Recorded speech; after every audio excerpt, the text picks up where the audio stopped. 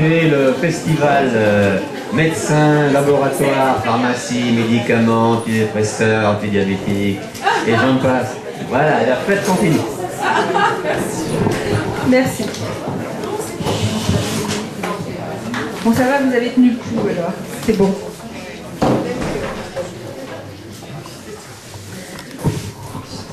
On va repartir un peu sur, toujours dans le même domaine, vous inquiétez pas. Je tiens à mon morceau. Grande question, la médecine peut-elle être scientifique? Voilà. Donc on a parlé tout à l'heure du scientisme, dont je vous ai fait la définition par Wikipédia.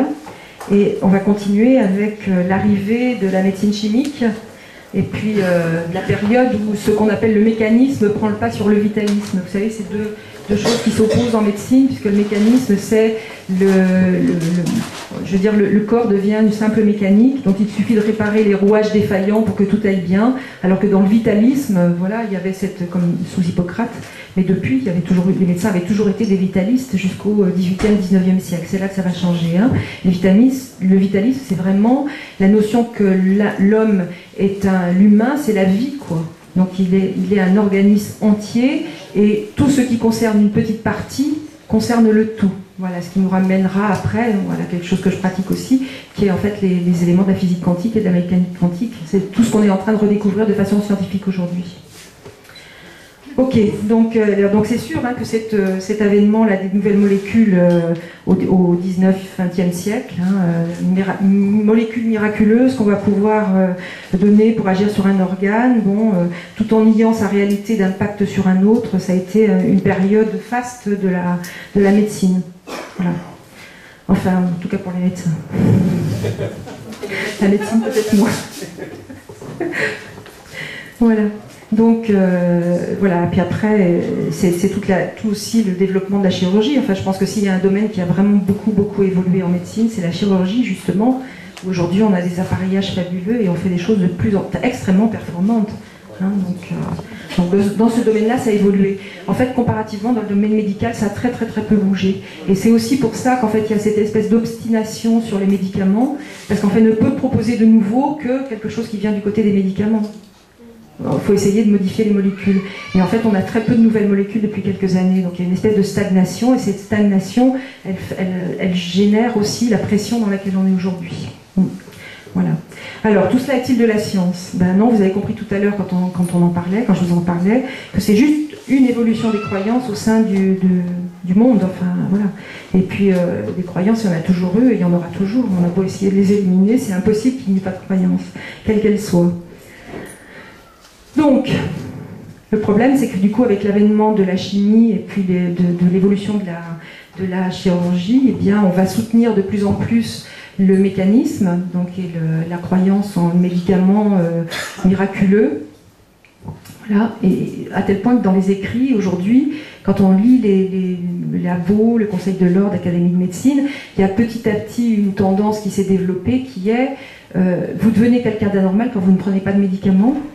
Hein, c'est-à-dire qu'en fait, il est écrit que finalement les gens sont bien portants parce qu'ils prennent les médicaments qui leur permettent d'être bien portants, comme si ça appartient à tout sauf à la personne.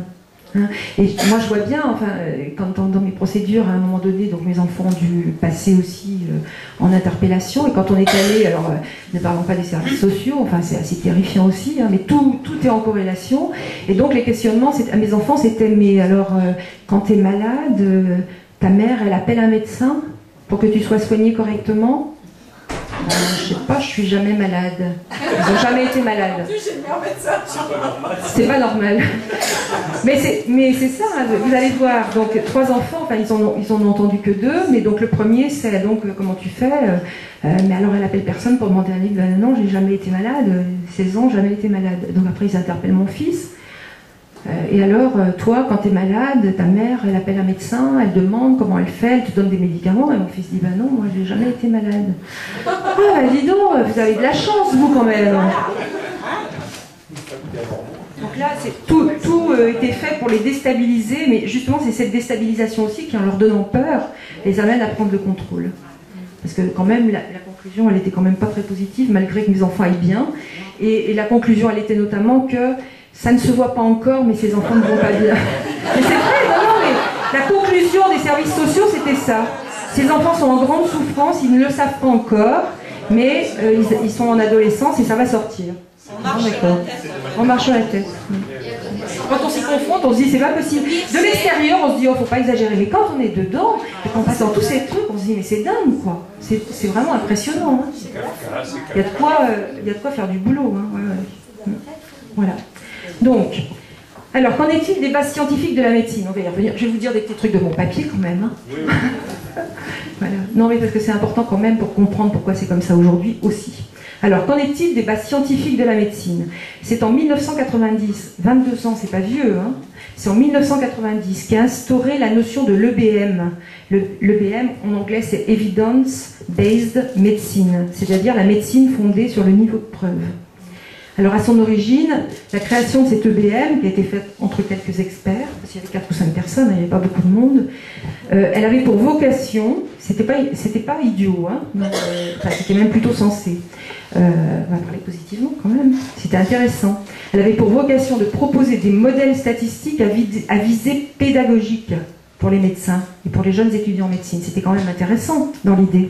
Une aide à la prise de décision. Le problème, c'est qu'en fait, elle a très vite dérapé, cette EBM, pour devenir le paradigme dominant. Voilà. Donc, pour prendre son essor et se targuer de scientificité, la médecine se part donc des atouts d'une nouvelle discipline, les statistiques. Dorénavant, l'approche de la maladie et de la thérapeutique s'appuie sur des modèles statistiques où la maladie n'est plus envisagée du point de l'individu, mais du point de la population. C'est ça notre drame aujourd'hui. Hein. Voilà. Et toute donnée propre à l'individu, donc c'est-à-dire par exemple socio-culturelle, émotive, psychosociale, institutionnelle, économique, etc., est éliminée. C'est-à-dire toutes les données humaines sont éliminées du protocole, comme le seront d'ailleurs, parce que ça va avoir pour conséquence qu'un grand nombre d'études et de données seront impossibles à évaluer par les critères très conventionnels de l'EBM, donc notamment toutes les thérapeutiques non purement conventionnelles seront éliminées des essais. Ce qu'on nous rétorque aujourd'hui, alors qu'en fait on a créé un système pour permettre de les éliminer. Hein, on dit toujours c'est pas prouvé statistiquement, alors qu'il y a quand même beaucoup de choses qui ont été faites, hein, mais l'EBM ne peut pas les évaluer, donc du coup elles n'ont pas de valeur. Voilà.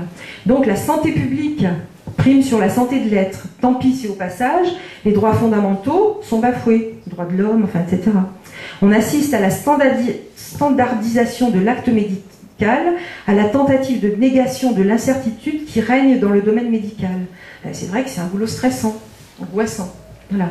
Mais bon, on choisit aussi hein, quand on va en médecine. Donc, incertitude du patient, donc incertitude effectivement sur la connaissance médicale et incertitude du soignant devant son patient. Le principal objectif de l'EBM deviendra très vite la standardisation des pratiques. Elle est par essence procédurale, c'est-à-dire elle se charge d'établir des procédures de diagnostic et des protocoles de soins.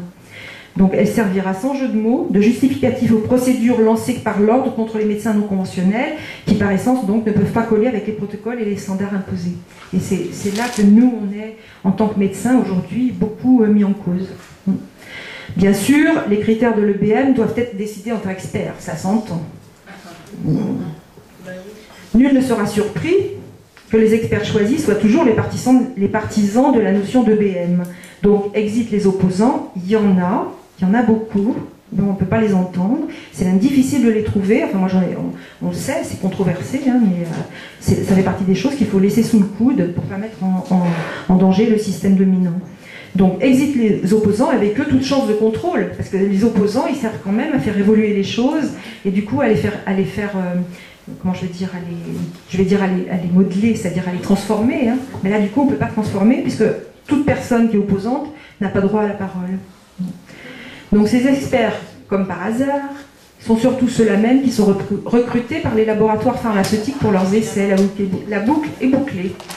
Et le fossé se creuse entre les citoyens qui pensent qu'en faisant appel aux médecins, ils se verront proposer le chemin le plus sûr vers leur retour à la santé, et les soignants, dont très peu ont conscience que leurs informations sont manipulées, et qu'ils manipulent donc à leur tour, notamment en privilégiant la maladie définie selon des critères nosographiques précis, aux dépens du malade, avec à la fois en niant tout ce qui est la complexité et la singularité à vivre la maladie de la personne, ses choix de traitement, ses préférences de vie, etc. Donc voilà, on est dans ce système aujourd'hui où la majorité des... je suis toujours étonnée parce que malgré toutes les informations qui sont passées, les gens qui viennent en les consultant